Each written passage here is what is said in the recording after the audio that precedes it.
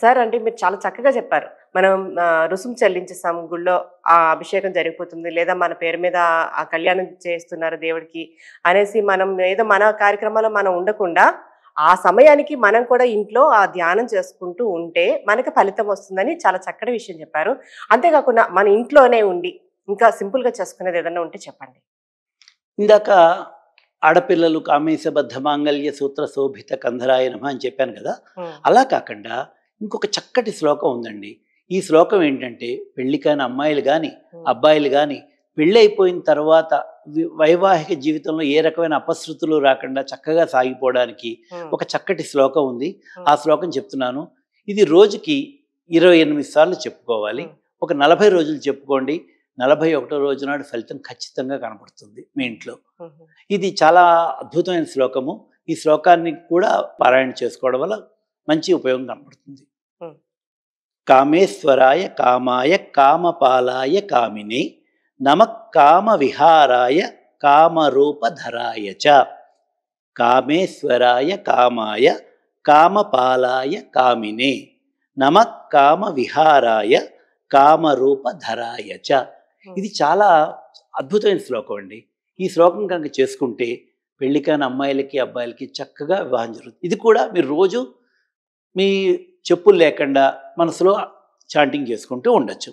ఈ శ్లోకాన్ని కనుక మీరు చక్కగా ప్రతిరోజు మినిమం 28 సార్లు 40 రోజులు పారాయణ చేసుకోగలిగితే తప్పనిసరిగా మీ కోరికలు తీరడము, తొందరగా వివాహం జరగడం, అబ్బాయిలకు కానీ అమ్మాయిలకు కానీ వివాహం జరగడము, వివాహం జరిగిన తర్వాత వాళ్ళ వైవాహిక జీవితం కూడా అన్యోన్యంగా సాగడానికి చాలా అద్భుతమైన మంత్రం ఇది.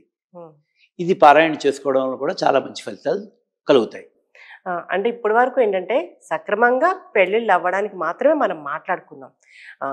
సరైన సమయంలో అవ్వడం ఒక ఎత్తు, దగ్గరికి వచ్చి కుదిరి ఆ నిమిషంలో దాటిపోవడం అనేది కొన్ని చూస్తుంటాం. చాలా బాధాకరమైన విషయం అది.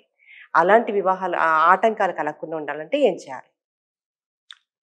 సాధారణంగా ఇలాంటి సమస్యలకి జ్యోతిష శాస్త్రంలోకి వెళ్ళి సమాధానం చెప్తూ ఉంటాము.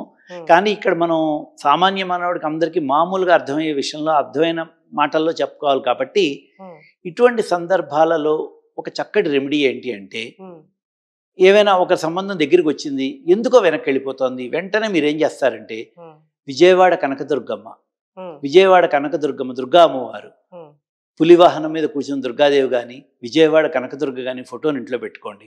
లేదు మీకు విజయవాడ వెళ్ళే అవకాశం ఉంటే ఆ పిల్లలను తీసుకెళ్ళి విజయవాడ కనకదుర్గమ్మ దర్శనం చేసుకోండి. లేదు మీ వీధిలోనే అమ్మవారి గుడి ఉంది, మీ ఏరియాలోనే అమ్మవారి గుడి ఉంటే 7 వారాలు 8 వారాలు మీరు ప్రతి శుక్రవారం నాడు అక్కడ అష్టోత్తరం చేయించుకోండి, కుంకుమ పూజ చేయించుకోండి. ఈ కుంకుమ పూజ చేయించుకోవడం వల్ల ఇలాంటి దగ్గరకు వచ్చి తప్పిపోయే సందర్భాలు, ఇలాంటి చిన్న చిన్న దోషాలు ఏమైనా ఉంటే, అంటే ఈ దోషాలు ఏమిటి అవన్నీ తర్వాత మాట్లాడుకుందాము, పరిహారం ఇది చేసుకోవడం వల్ల చాలా బాగా జరుగుతుంది. ఇంకొక విషయం చెప్తాను, చాలా ముఖ్యమైన విషయము. మీరు ఏ ఊళ్ళో పుట్టారు అనే దాని మీద కూడా ఆధారపడి. మీరు ఏ ఊళ్ళో పుట్టారు? సపోజ్ నేను గోదావరి జిల్లాలో పల్లెటూరులో పుట్టాను. అలాగే మనమంతా ఒక ప్రాంతంలో పుట్టుంటాము. మనందరికీ గ్రామ దేవత అని ఉంటుంది. గ్రామ దేవత అంటే ఆ ప్రాంతానికి తల్లి లాంటిది మాట. ఇప్పుడు మనకి దేవతలు దేవి స్వరూపాలు ఇన్ని గుళ్ళు ఉన్నప్పటికీ కూడాను గ్రామ దేవత మన ఊళ్ళో అంకాళమ్మ కానీ, పోచమ్మ కానీ, పైలమ్మ కానీ, పళ్ళాలమ్మ కానీ అలా ఉంటుంది.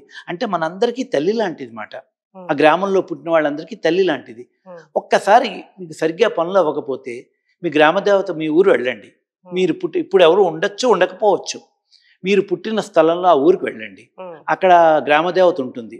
గ్రామదేవతకి పసుపు కుంకుమ ఇప్పించి, గాజులు ఇప్పించి, బట్టలు పెట్టుకుని, తల్లి ఇక్కడ పుట్టాను, కారణాంతరాల పట్టబట్టుకుని దేశం తిరుగుతున్నాను, ఎక్కడో ఎక్కడో సెటిల్ అయిపోయాను, నిన్ను మాత్రం మర్చిపోవట్లేదు, నన్ను తల్లిలా ఆదరించావు, నేను ఈ చేతుల్లో పుట్టాను, నా కూతురికి లేకపోతే నా కొడుకు కూడా చక్కగా వివాహం అవ్వాలి, మళ్ళీ వచ్చి నీ దర్శనం చేసుకుంటాను అని మనస్ఫూర్తిగా మీ గ్రామదేవతకు మొక్కుకు రండి, తప్పనిసరిగా వివాహం జరుగుతుంది. అంటే అది సొంత ఊరు ఉన్న వాళ్ళకైతే అవుతుంది అనుకుందాం.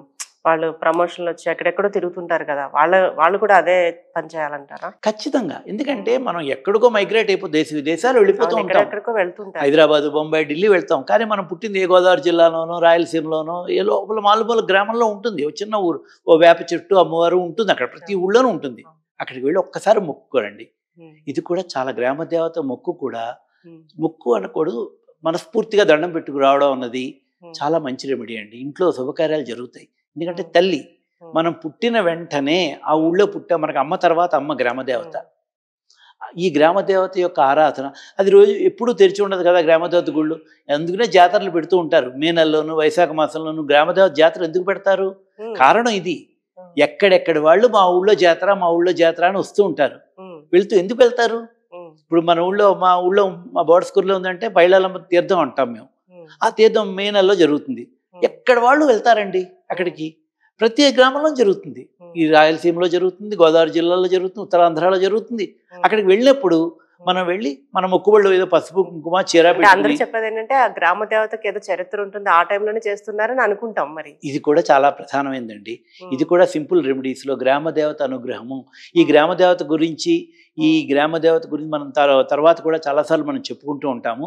గ్రామ దేవత యొక్క దండం పెట్టుకు రావడం కూడా చాలా మంచిది. జాతర సమయంలో అయితే వీళ్ళు వెళ్ళి ఒకసారి దర్శించుకుని ఇలాంటివన్నీ సమర్పించుకుంటే మంచిది అంటారు. లేదు కుదిరినప్పుడు మామూలుగా వెళ్ళి కూడా చేసుకురావచ్చు. ఇది కూడా మంచి రెమెడీ. ఇలాంటివన్నీ రెమెడీలు సింపుల్ రెమెడీస్ అండి. ఇవన్నీ మన ఇంట్లో ఉంటూ అందుబాటులో ఉన్న అన్ని వర్ణాల వారికి అందరికీ సామాన్యులందరికీ అందుబాటులో ఉండే సింపుల్ రెమెడీస్ ఇవన్నీను. అంటే మామూలు వయసులో యుక్త వయసు రాగానే అమ్మాయికి అబ్బాయికి వివాహాలు జరగడానికి పాటించవలసిన చక్కటి రెమెడీస్. ఈ రెమెడీస్ అన్ని పాటిస్తే మనం ఇదివరకు చెప్పుకున్నట్టు ఉద్యోగం ఎలా వస్తుంది, ఉద్యోగం కోసం ఎలా చెప్పుకున్నాము, చదువుల గురించి ఎలా చెప్పుకున్నాము, అలాగే వివాహం కూడా చక్కగా జరిగి వాళ్ళ ఇళ్ళలో మంగళ తోరణాలు కట్టుకుని మంగళ వాయిద్యాలు తొందరగా మోగుతాయి. సరైన వయసులో వివాహం కావాలంటే ఎలాంటి పరిష్కారాలు చేసుకోవాలో చెప్పారు. నమస్కారం అండి. చూశారు కదా, ఇవాళ తెలుసుకుందాలో సరైన సమయంలో వివాహం కావాలంటే ఏం చేయాలో. చూస్తూనే ఉండండి 6 టీవీ, సామాన్యుడి ఆరో ప్రాణం.